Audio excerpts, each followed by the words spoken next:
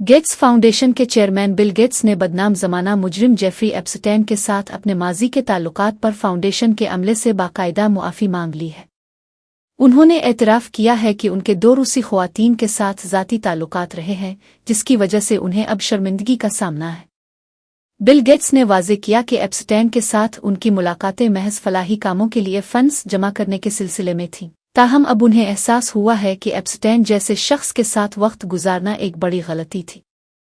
उन्होंने अमले को यकीन दिलाया कि एप्स्टेन के घिनौने जराइम और गैर कानूनी सरगर्मियों से उनका कोई लेना देना नहीं है और न ही उन्हें उनके जराइम का इल्म था।